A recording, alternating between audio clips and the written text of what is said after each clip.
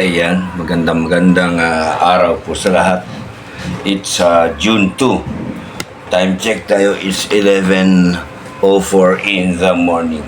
So, alam naman po siguro ninyo na natalaga na, no? Na proklama na ang bagong PNP chief natin ay si General Torre. So, we have nothing to do with it. Acceptance nga is the key. So, ano na kaya mangyayari sa Pilipinas nga ang dream to be ni Heartbeat Diwata nga si Torre ay natupad niya na ang maging pangarap niya maging PNP chief. Kaya ito'y na-promote dahil sa ginawa niya kay Tatay Digong, doon sa pagbabastos niya kay Tatay Digong, no? Hindi niya ginalang talagang lahat ng kabastusan ang ginawa ni General Torre, na ito ay ginawa niya para lang ma-promote siya, at ito na nga ay naging PNP chief. So, ang tanong ko po, Pilipinas, ano na lang kaya ang mangyayari sa Pilipinas? Kung kay General Marbil nga, ang brad namin sa Taogama, itong si Brad Marbil, ay lubog na ang Pilipinas sa criminality, sa droga ay walang nangyari. Paano na lang kaya ito, mas lalo na kay General Torre, kung ano ang mangyayari sa Pilipinas? So, mag-antay-antay na lang tayo kung ano ang kung ano ang kinalabasan nito sa kanyang pamumuno bilang PNP chief. Talagang wala na tayong magagawa sa panunungkulan bilang presidente ni BBM na hindi pa rin nasuko sa kanilang layunin nga ma-impeach itong si Inday VP Sara. Pero yan po ay marami pang prosesong magagawa dyan, dahil siyempre meron tayong 3 senador nga PDP laban ay ipagtatanggol niyan si Inday VP Sara. Hindi lang Kongreso ang mamamahala dito, at marami pa rin bumabaliktad sa mga Kongreso na pumapanig kay Inday VP Sara. Kaya yung mga haka-haka ni Chis Escudero ay itong dapat mapalitan na at mapaupo na itong Senator Rodante Marcoleta, para yan ang mapapaupo bilang presidente ng Senado. Oras na mapaupo nila sa Senado si Senator Rodante Marcoleta, ay wala na yung impeachment na yan. Pero talagang layunin talaga ng Kongreso nga ma-impeach talaga si Inday VP Sara, pero hindi nila alam kung ano ang kahinatnan, ang mangyayari sa Pilipinas kung ma-impeach si Inday VP Sara. Sana mapapadali na ang pagbalik ni Tatay Digong galing Netherlands, no? At itong si Senator Amy Marcos ay bumubuntot na. Pero wala naman po akong masabi, kay sabihin natin is blood is thicker than water.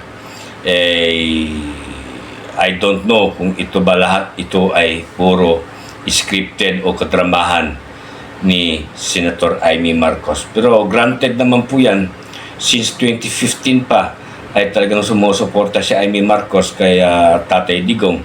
At yung 2016, di ba? Hindi biro at hindi po talaga scripted yan, nga si Tatay Digong ang nagsabi, ang tumulong kay bilang tumulong sa tumulong sa kanya ay si Amy Marcos, no?